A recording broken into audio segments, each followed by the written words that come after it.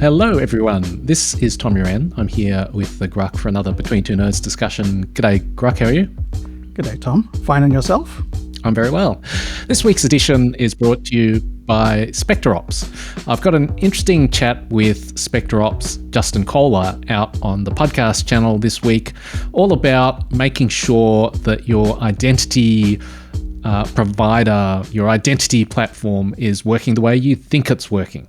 So, Grugq, you've been thinking about what happens when a hacker turns up and says to a cyber espionage agency, a state-backed cyber espionage agency, I want to help.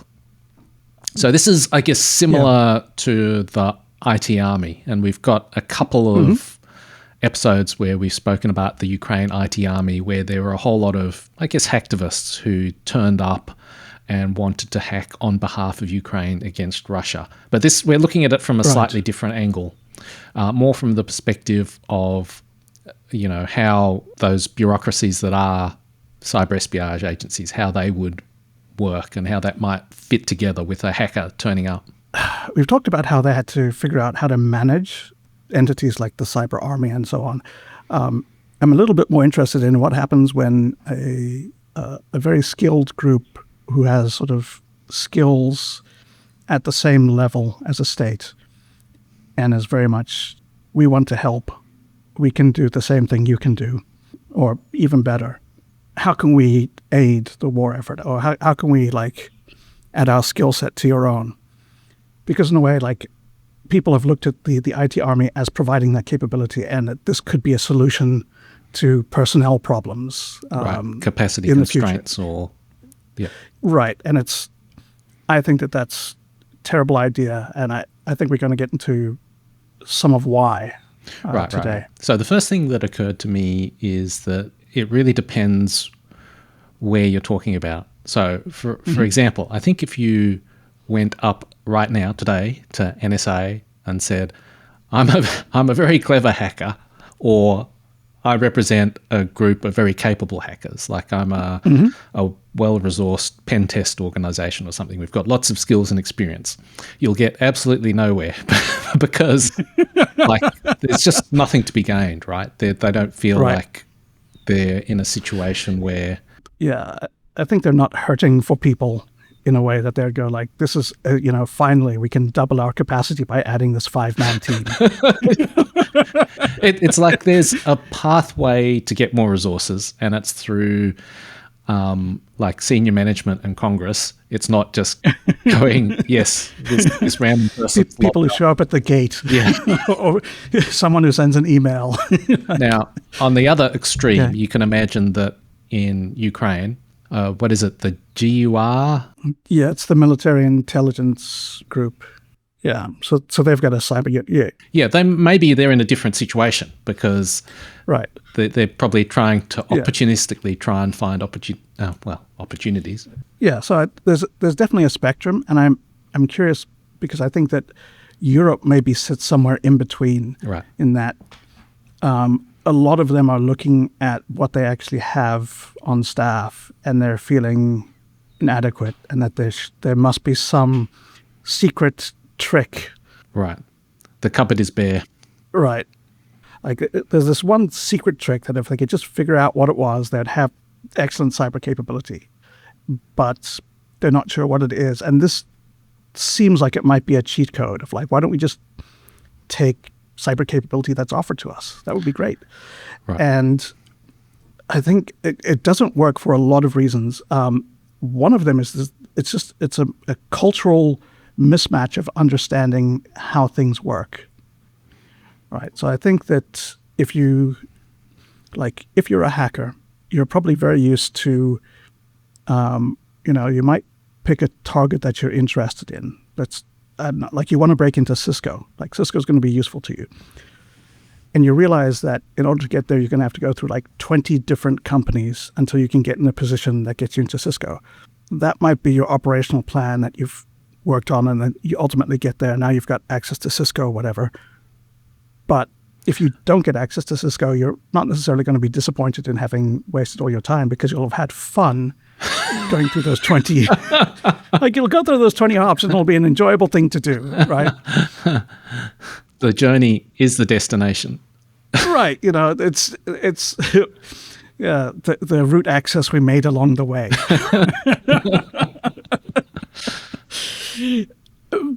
But as an intelligence agency, like you're going to sit down, you're going to say, like, we need to be collecting intelligence that will come from Cisco. So gaining access to Cisco is the beginning of our journey. Like that's just step 0. And then the collection of that intelligence is the thing that's useful to us. So we're going to plan around how we're going to collect it and what we're going to be doing with it. And then sort of gaining access there is, it's not an afterthought, but it's not the entirety of your planning process. Like it's not absolutely everything. The way I am thinking about this is that hackers do projects, whereas intelligence agencies do pipelines. So when I joined ASD, one of the nicknames for the place was the factory. And that that had benefits because it was both a word that you could use outside of work that was sort of meant something for people in the know.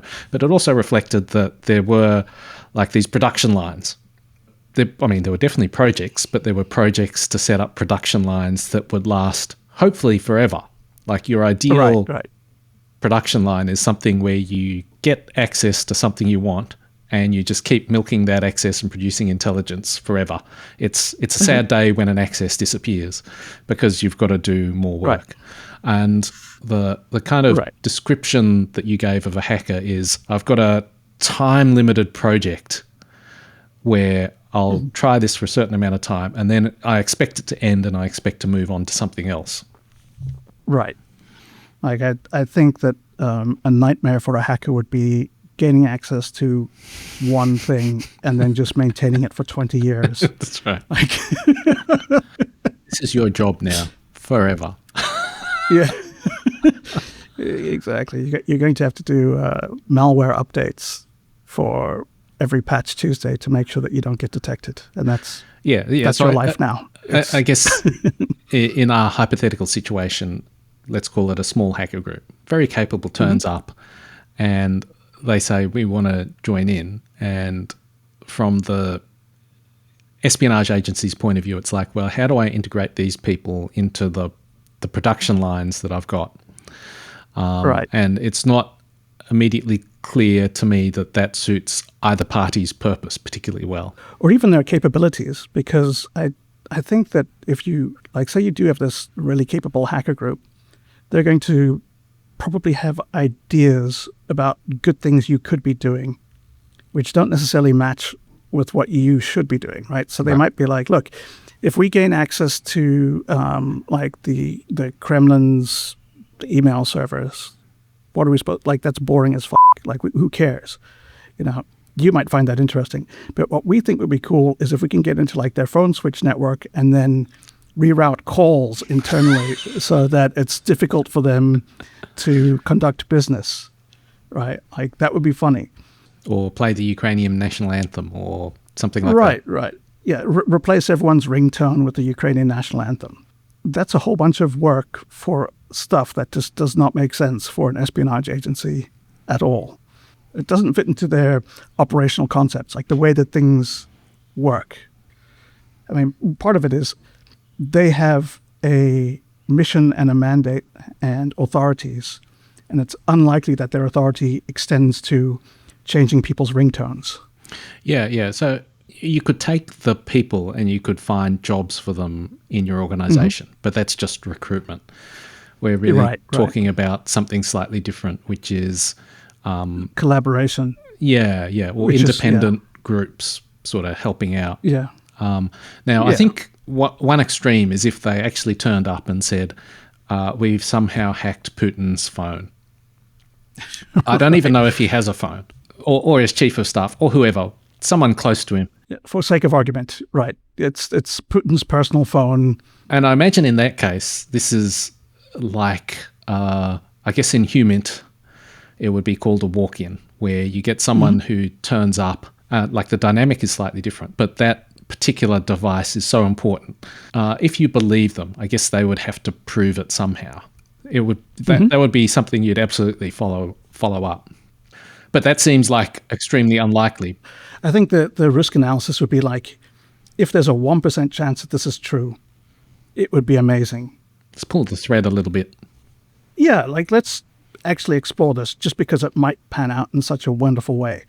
Whereas on the other hand, I think if you show up, you said, like, I've got access to the personal device of the chef of Putin's mother-in-law's neighbor, which I'm pretty sure you could develop into access to the mother-in-law, which could maybe get you to the wife, which would then bring you within one hop. I think that might be that would go in the circular file.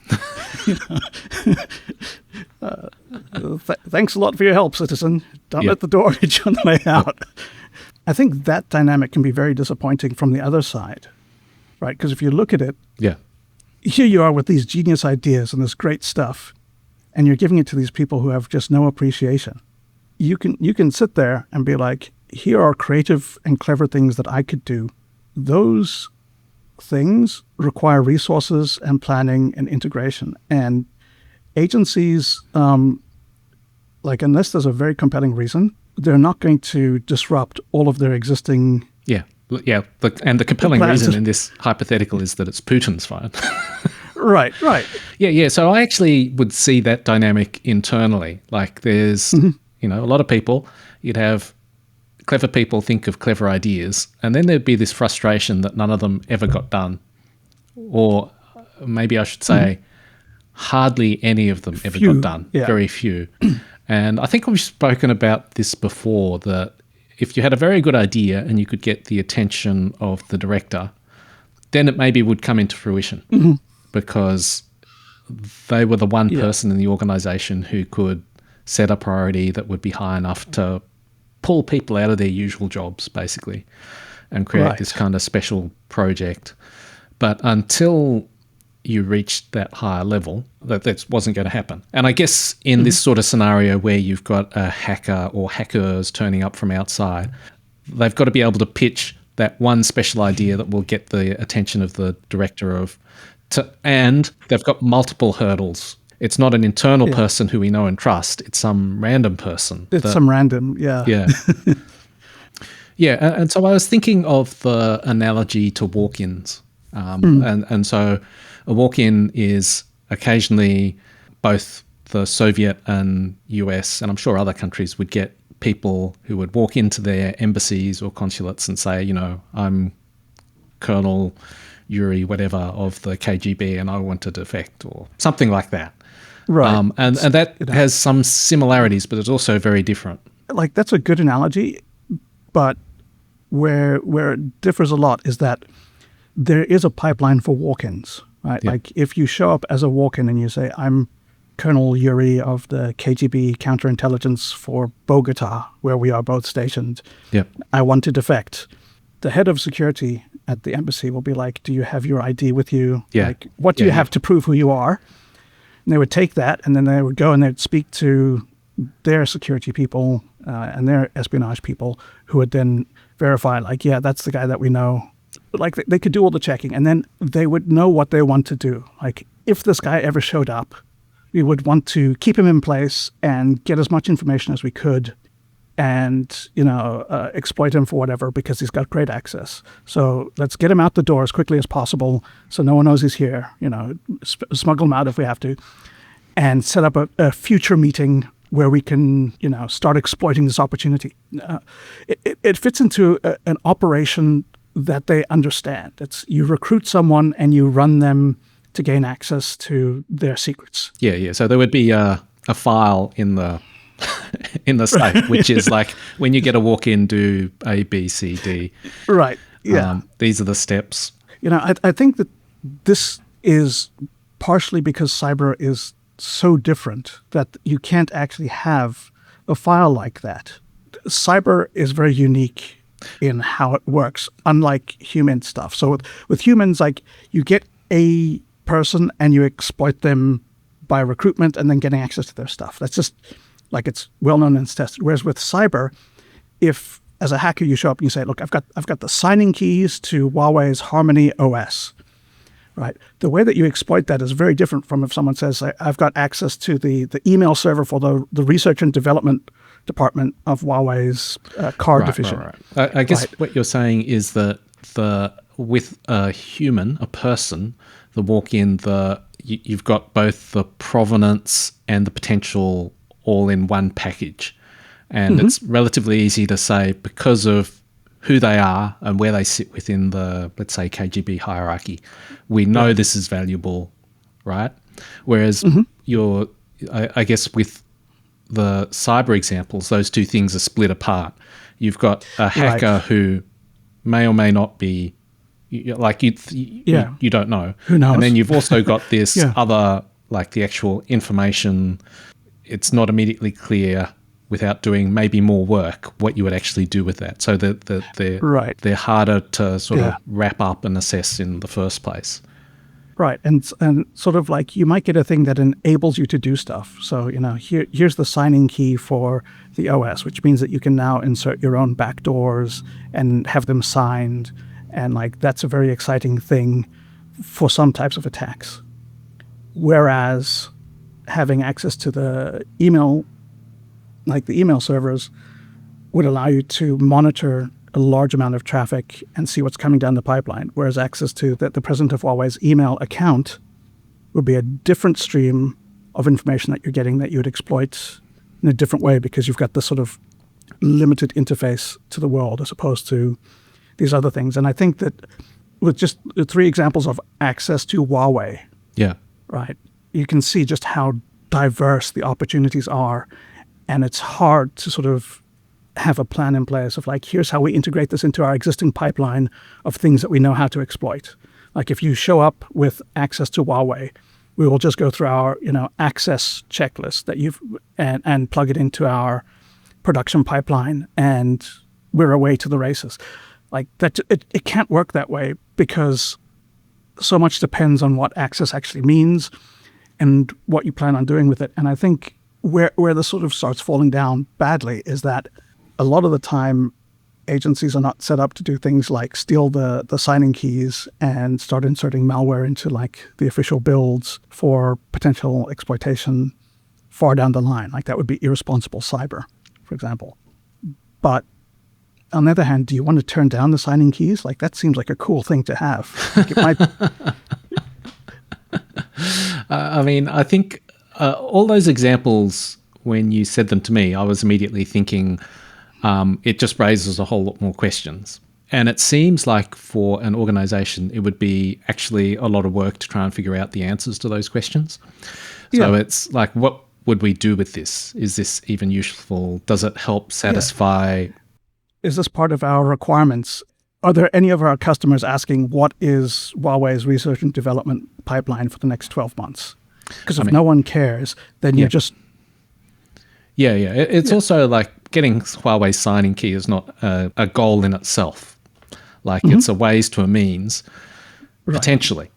But what means would we use and what intelligence requirements would it satisfy? That seems like it would be hard if you're the sort of public face of the organization talking to this cyber walk-in. Like, well, who am I going to talk to figure out? Right. It's not a lay down misere like we've got Putin's phone or... I mean, since you've brought up Huawei, it also strikes me that it also depends on the structure of how you set up your cyber espionage. Yeah. So like the US, Australia, UK, etc. Yeah, these are very structured bureaucratic organizations with rules, authorities, and processes and everything. Yeah. Whereas the Chinese model is just a whole lot of small hacker groups. They've literally just operationalized that process. From the various leaks we've seen, it's clear that they're trying to sell to the Chinese espionage agencies like the Ministry of State Security and the Ministry of Public Security. And so I don't know if there's actual like markets or if it's just based on relationships or how that exactly works. But I guess for the Chinese state, dealing with a walk-in is business as usual. And it's like, how much money is this worth? But so like it's an interesting compare and contrast sort of thing as well, because that allows you to sort of get the best of, your creative, smart people who want to do things that are exciting to them. And you can still benefit from that without having to figure out how to integrate them inside what you're doing. You let them run their own intelligence agencies and sell you product. Right. And I guess in this hypothetical example, it would be coming to us with the signing key isn't good enough. You've got to figure out yourself what you're going to do with it, and come to us with the finished product. And I suppose it relies on having some idea of what people actually care about. So like one of the great examples from one of the leaks was the hacker was trying to sell access to Jens Stoltenberg, who was the head of NATO at the time. And he was like, it's Jens Stoltenberg. He's the head of NATO. And the reply was, yeah, it's not worth anything.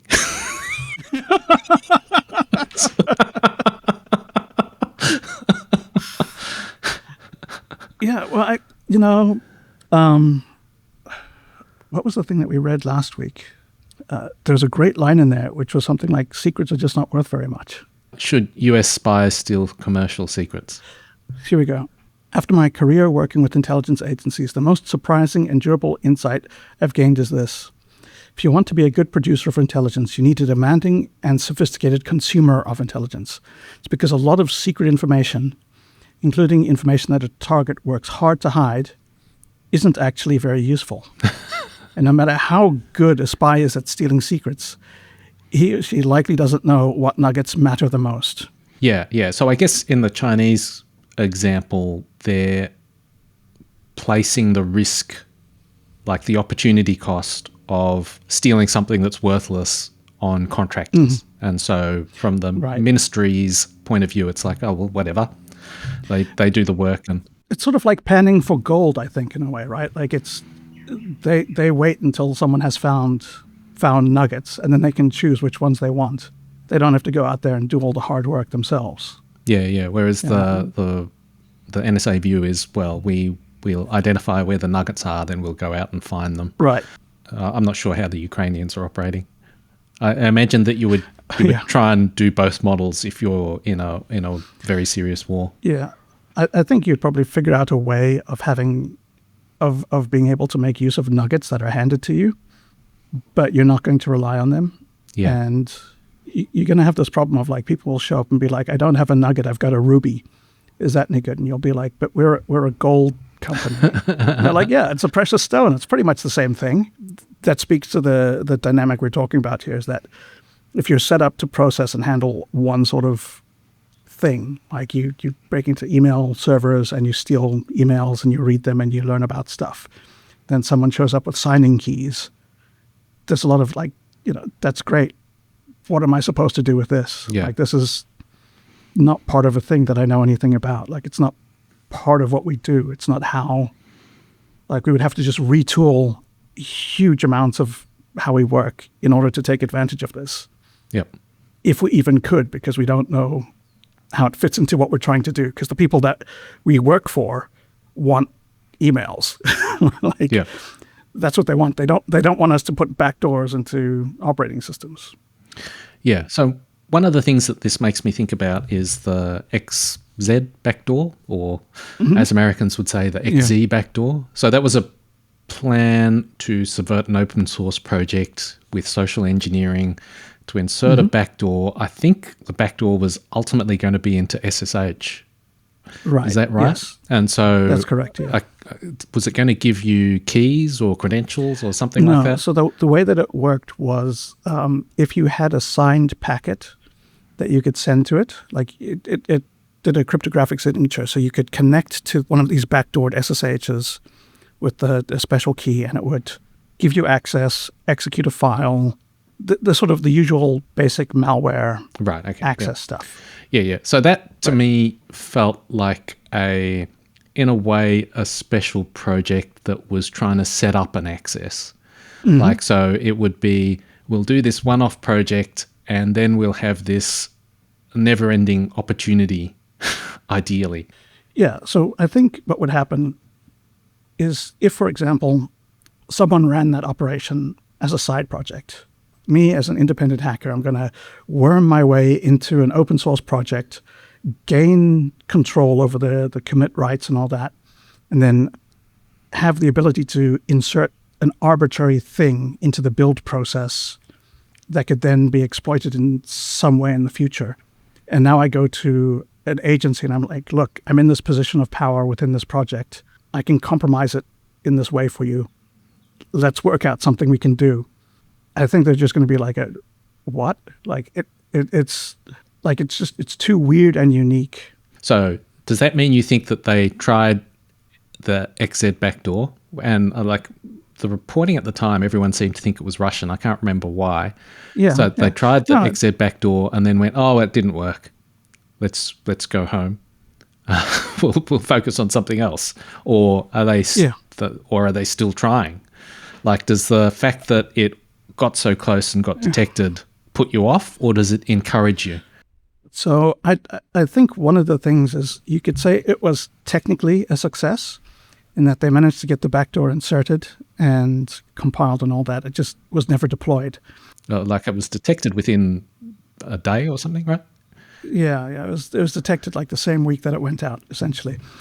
And so like a technical success is like, it's not exactly a backhanded compliment. It's like one of the worst things you can say about an intelligence operation. Like, I mean, yes, it didn't actually produce anything and everyone got killed, but technically it was a success if you're only looking at, whether we gained access, Yeah.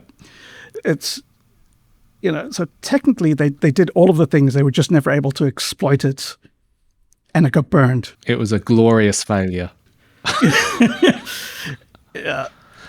I think that would put them off doing it again. That's my feel, is that if you got so close and then failed, it's going to interrupt someone's career.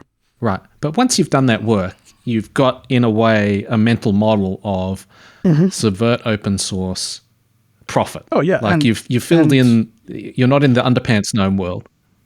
Yeah, you've got a lot of lessons learned as well, right? Like going into it, you'll have some ideas of how things should happen. Yeah. And then when you do it, you're going to find out these ideas don't work, but these ones do. So what I'm thinking is, like, now you've got a mental model. The bureaucracy has a mental model. They've got a con op. They had done the work already to fit in a subverted open source project into some way that we can profit. They've got, step 1, step 2, step 3.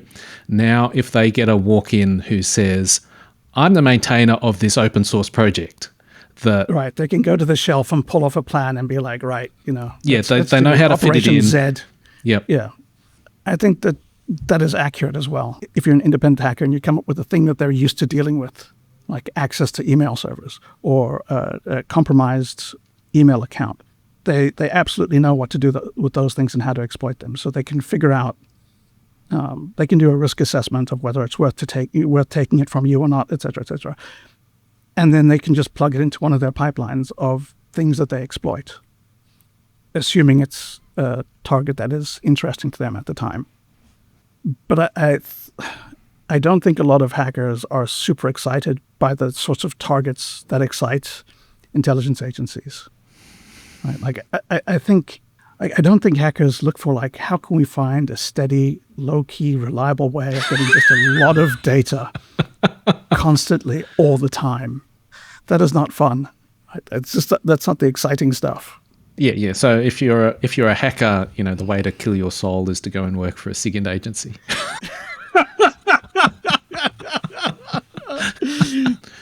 Yeah, I guess one of the sort of another analogy I thought of is that, there's massive companies that make cars, and there's also hobbyist car enthusiasts who mod cars. Yeah. And you would never expect that a, world famous top-notch car modder, are they called modders? Mm-hmm. I've seen some videos on YouTube. That's my extensive knowledge. Would turn up at a factory and go, I've got this really cool car. What can you do with it? I've turned the entire back into one subwoofer. That's right. Like they're two entirely different beasts. They're sort of achieving different purposes even. Yeah, very much. And part of the difference there is the ones are sort of bespoke tailored, not necessarily one-off, but a very, very unique, customized thing. And the other one has to produce the same stuff every day because there's a daily intelligence briefing. You need to just produce and produce and produce a thing for people who want the information so that they can make decisions. Right, yeah. The motivations are very different. It's sort of personal satisfaction versus whatever a state wants. State satisfaction. That's right. Thanks a lot, Grugq. Thanks a lot, Tom.